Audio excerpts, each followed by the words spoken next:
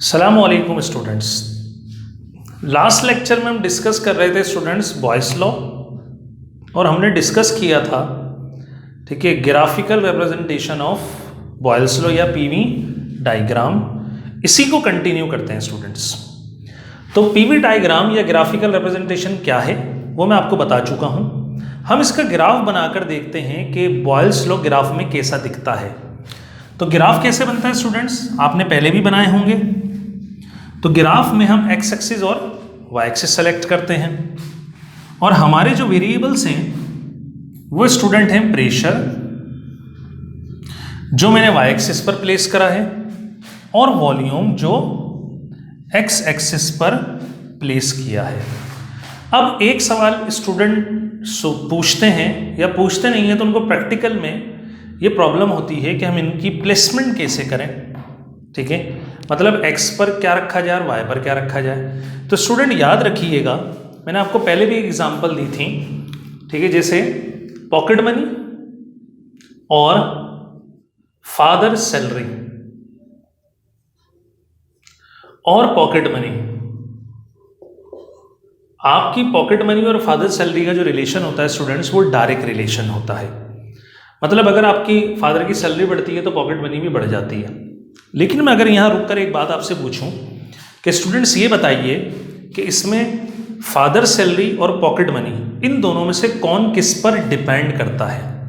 मतलब कि अगर फादर सैलरी बढ़ेगी तो पॉकेट मनी बढ़ेगी। क्या ऐसा हो सकता है कि पॉकेट मनी बढ़ रही है तो फादर सैलरी बढ़ी? ऐसा नहीं हो सकता। मतलब आपकी पॉकेट मनी डिपेंड करती है आपके फादर सैलरी पर। बिल्कुल इसी तरह मैथमेटिक्स में जो डिपेंडेंट वेरिएबल होता है, ये डिपेंड कर रहा है तो ये कहलाता है डिपेंडेंट वेरिएबल, और ये डिपेंड नहीं कर रहा है इस रिलेशन में इस पर, तो ये कहलाता है इंडिपेंडेंट वेरिएबल। और स्टूडेंट्स हम इनको मैथमेटिक्स में x और y से बहुत फ्रिक्वेंटली डिनोट या शो करते हैं। मतलब जो x है वो डिपेंडेंट होता है, जो x है वो इंडिपेंडेंट होता है, और जो y है वो डिपेंडेंट वेरिएबल होता है। तो आप इसको ऐसे लिखेंगे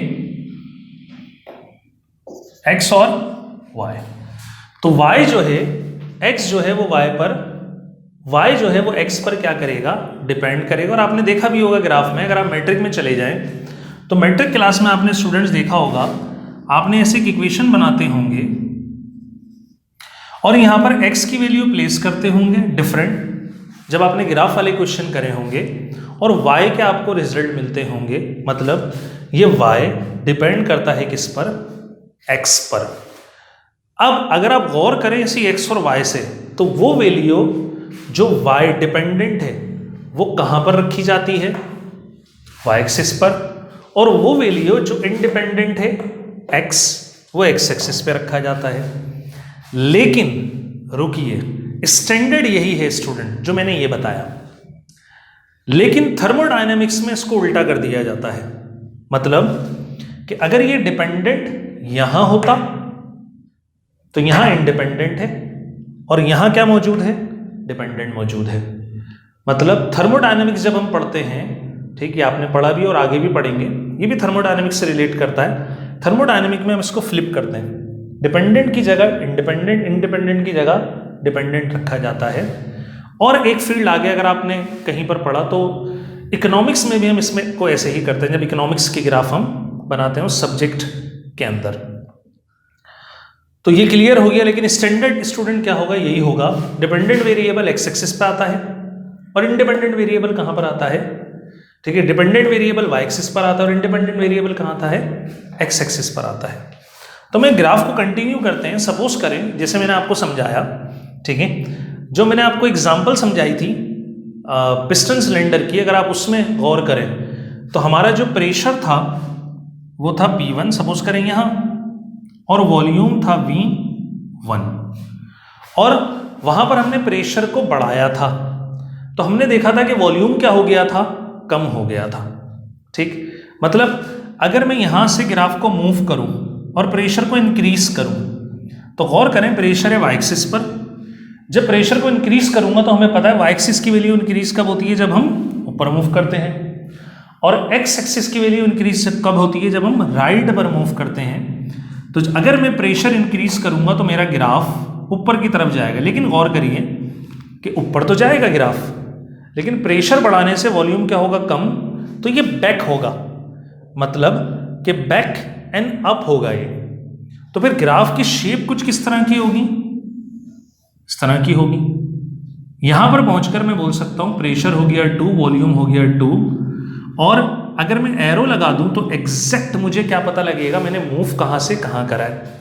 ऐसा भी हो सकता है प्रेशर कम करें तो इसका एरो नीचे की तरफ हो। तो हम जर्नल केस डिस्कस कर रहे हैं स्टूडेंट, स्पेसिफिक नहीं हो रहे, तो हम एरो को मेंशन नहीं करेंगे। अब अगर आप गौर करें स्टूडेंट्स, ठीक, तो यहां पर क्या रिलेशन जो आपने पढ़ा प्रेशर और वॉल्यूम इन्वर्सली रिलेट करते हैं वो फुलफिल होता है, बिल्कुल होता है। तो हम वैल्यूज निकाल के देख सकते हैं, हालांकि हमारे पास वैल्यू नहीं है लेकिन हम जज कर सकते हैं। कैसे? अगर मैं इस पॉइंट पर वैल्यू निकालना चाहूँ प्रेशर और वॉल्यूम की तो कैसे निकालूंगा? तो आप सिंपली एक काम करिए, आप एक परपेंडिकुलर ड्रॉ करिए एक्स एक्सिस पर और वाई एक्सिस पर। जहां पर ये कट करेगा यहां पर आपको एक्स की वैल्यू देगा एक्स पर जो V1 है, और जहां ये वाई पर कट करेगा आपको किसकी वैल्यू देगा, प्रेशर की जो P1 है। जब आप यहां पर पहुंचे तो प्रेशर P2 वॉल्यूम V2 हो गया। यहां पर भी आप दोनों वैल्यूज को, ठीक है, जज कर सकते हैं। कैसे? एक आप ड्रॉ करें परपेंडिकुलर y पर और एक परपेंडिकुलर ड्रॉ करें कहां पर, x पर। तो आप देख सकते हैं x पर अब जो आपके पास वैल्यू आई स्टूडेंट वो आई V2, और y पर जो वैल्यू आई स्टूडेंट्स वो आ गई आपके पास P2। तो अगर आप गौर करें इस पॉइंट पर जो वॉल्यूम था वो ये था, और इस पॉइंट पर वॉल्यूम क्या हो गया, ये हो गया। मतलब वाज़े दिख रहा है कि वॉल्यूम कम हो गया, लेकिन गौर करें इस पॉइंट पर प्रेशर कम था, प्रेशर क्या हो गया, बढ़ गया। मतलब जब पॉइंट P1 V1 था तो वॉल्यूम ज़्यादा था, प्रेशर कम था, और जब पॉइंट P2 V2 था तो वॉल्यूम कम हो गया और प्रेशर बढ़ गया। तो एग्जैक्टली ये ग्राफ क्या शो कर रहा है कि प्रेशर वॉल्यूम क्या है, इन्वर्सली प्रोपोर्शनल है, और ये कर्व है और इसको हाइपरबॉलिक कर्व कहा जाता है।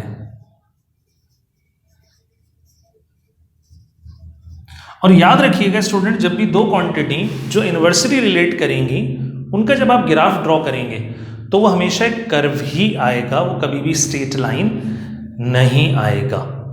और अगर डायरेक्टली रिलेट करती हैं क्वांटिटीज तो उनका ग्राफ क्या आता है स्टूडेंट्स, स्ट्रेट लाइन आप ड्रॉ कर सकते हैं, और वो दिखता भी स्ट्रेट लाइन है। उम्मीद कर रहा हूं स्टूडेंट कि आपको बॉयल्स लॉ कंप्लीट समझ में आया होगा। तो हम बॉयल्स लॉ से रिलेटेड एक न्यूमेरिकल की तरफ मूव करते हैं, जो मैंने आपसे जिक्र भी किया था कि ये पेपर में बहुत आता है। ये न्यूमेरिकल इन एक्चुअल एक एग्जाम्पल है बुक के अंदर, तो हम इसको देखते हैं।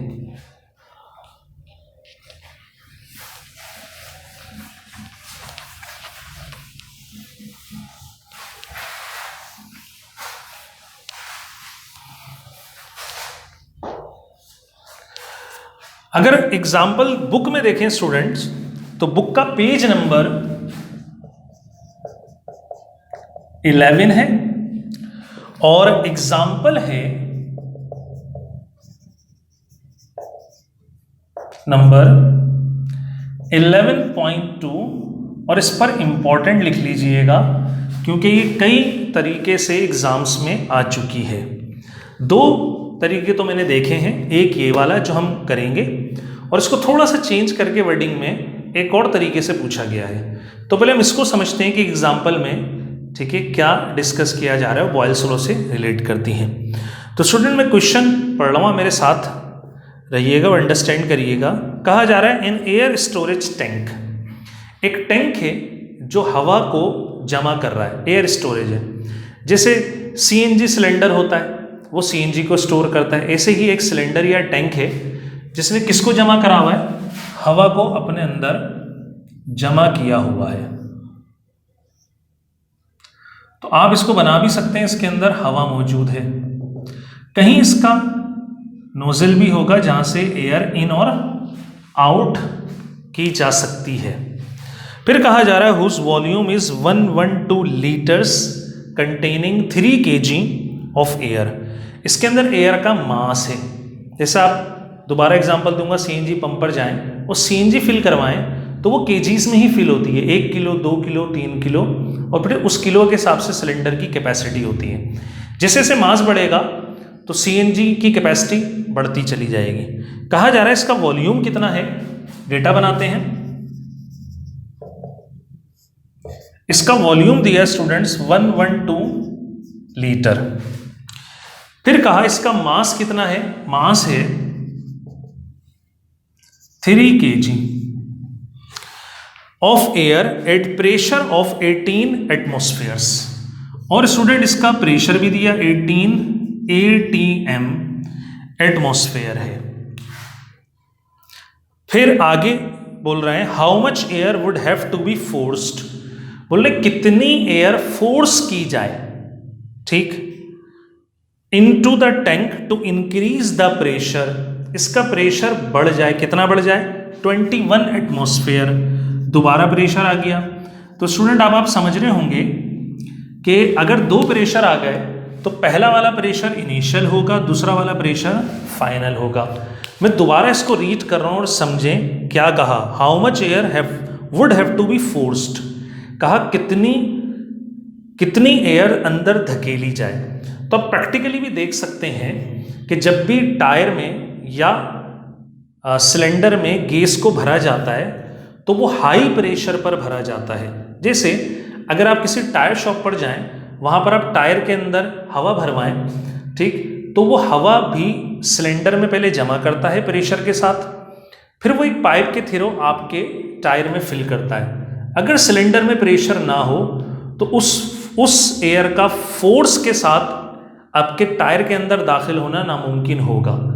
इसी तरह आप सीएनजी पंप्स पर देखें, लिखा होता है कि हाई प्रेशर सीएनजी, मतलब उनके पास जो पंप्स मौजूद हैं वहाँ पर कंप्रेसर बहुत हाई प्रेशर से सीएनजी को बना रहे हैं या हाई प्रेशर से आपके सिलेंडर के अंदर फोर्स कर रहे हैं, मतलब कुव्वत के साथ धकेल रहे हैं। अगर फोर्स ना करें तो ये जो एयर है ये अंदर दाखिल नहीं होगी।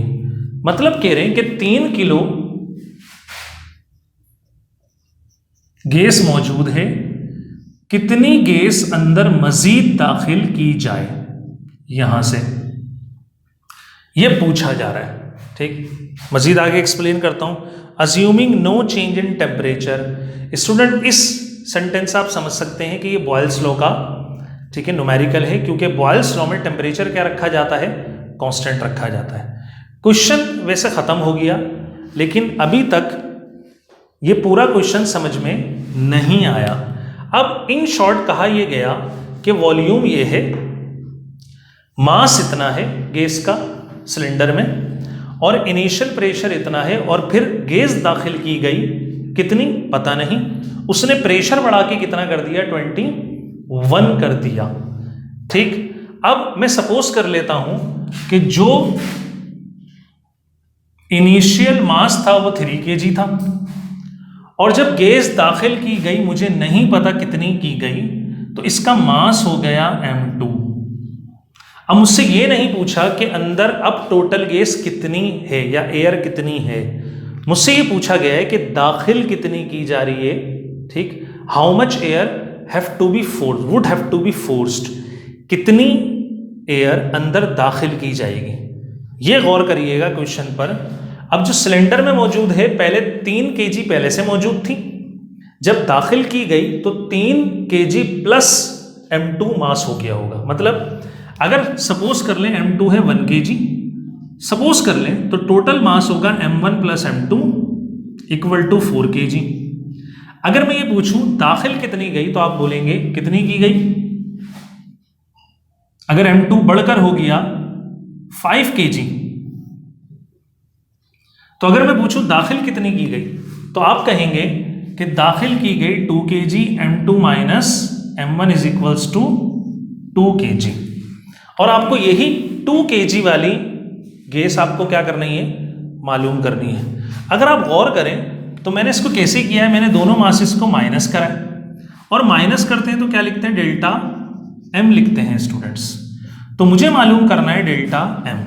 दोबारा रिपीट करता हूं, पहले गैस मौजूद थी, प्रेशर कितना था 18 एटमॉस्फेयर, फिर कुछ गैस दाखिल की गई, नहीं पता कितनी, ठीक, प्रेशर कितना हो गया 21 एटमॉस्फेयर, और जब दाखिल कर दी गई तो टोटल मास कितना हुआ 5। तो अगर मैं इस रैंडम वैल्यू से आपसे पूछूं कि कितनी एयर अंदर दाखिल की गई, तो आप कहेंगे इसमें से इसको क्या कर दें, माइनस कर दें, तो 2 kg आंसर आएगा।